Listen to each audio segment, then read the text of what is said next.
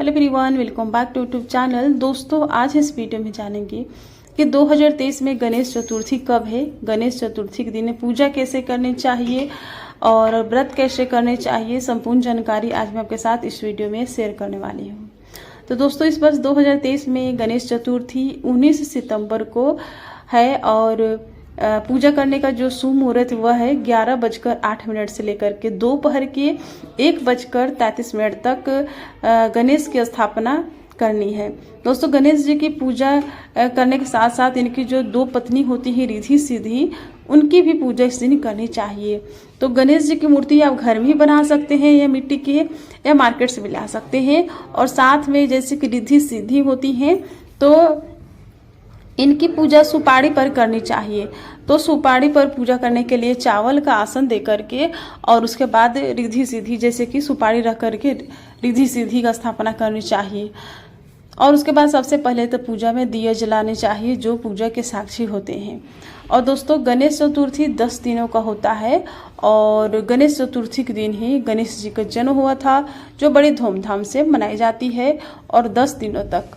और दोस्तों, गणेश जी के जो मूषक महाराज होते हैं, इनकी भी पूजा आज इस दिन करनी चाहिए।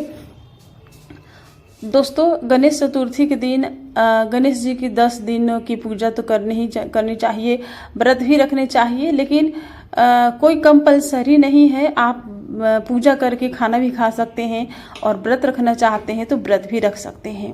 तो दोस्तों, सबसे पहले तो सर्वप्रथम पूजनीय गणेश जी होते हैं, इनकी पूजा करी जाएगी। तो दुबलग हाथ से जल के छींटे लगाने चाहिए। आप चाहे तो पंचामृत अभिषेक या दूध से भी अभिषेक कर सकते हैं। तो बर्तन में अभिषेक करना चाहिए भाव से। उसके बाद रिद्धि और सिद्धि जी को वस्त्र रूपी कलावा देना चाहिए। और जैसे कि कलश का स्थापना करनी चाहिए, जैसे कि मैंने कलश का स्थापना करी है, तो आप कलश का स्थापना करके भी कर सकते हैं या बिना कलश के भी कर सकते हैं।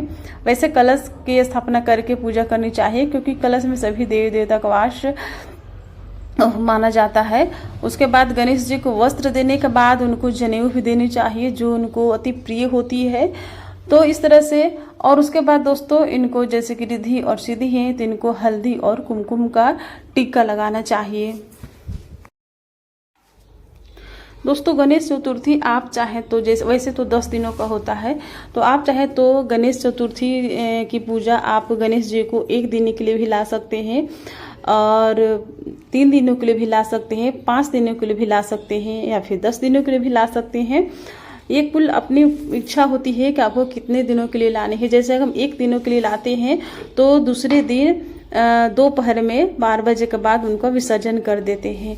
तो और अगर आप 3 दिनों के लिए लाना चाहते हैं तो 3 दिन पूजा करने के बाद चौथे दिन का विसर्जन करना चाहिए। अगर 5 दिनों के लाते हैं तो छठे दिन विसर्जन करना चाहिए।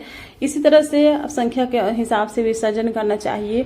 और आप व्रत रखना चाहते हैं तो व्रत भी रख सकते हैं, व्रत नहीं रखना चाहते हैं तो आप डेली पूजा करके और नॉर्मल बिना लहसुन प्याज वाला खाना खाना चाहिए। दोस्तों, हल्दी कुमकुम का टीका लगाने के बाद दुबलग घास गणेश जी को चढ़ानी चाहिए और इस दिन भोग लगाने चाहिए। तो भोग में आप मोदक का भोग लगा सकते हैं जो गणेश जी को प्रिय होती है, और रिद्धि सिद्धि को भी मैंने भोग लगाया है जो उनकी पत्नी है। उसके बाद गणेश जी को भोग लगाने चाहिए। आप चाहे तो घर में इस दिन पकवान बनाकर भी गणेश जी को भोग लगा सकते हैं।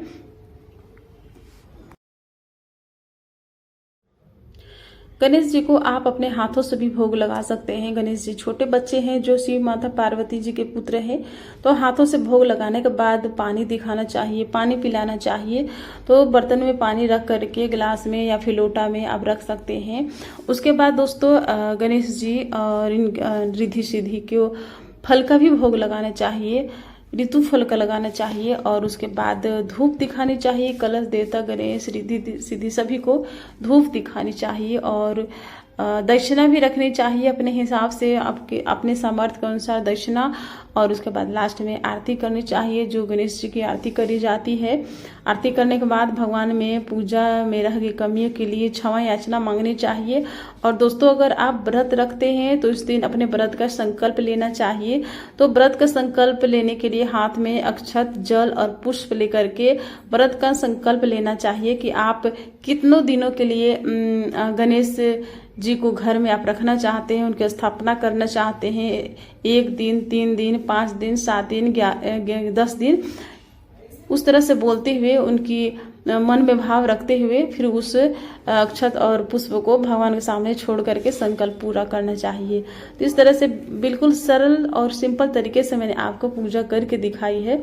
तो दोस्तों, अगर आपको मेरी वीडियो पसंद आई होगी तो प्लीज़ वीडियो को लाइक कीजिएगा, चैनल पर नए हैं चैनल को सब्सक्राइब कर लीजिएगा, वीडियो को ज़्यादा से ज़्यादा फ्रेंड एंड फैमिली के साथ शेयर कीजिएगा। तो फिर मिलेंगे एक नए वीडियो के साथ, तब तक हरे कृष्णा, राधे राधे।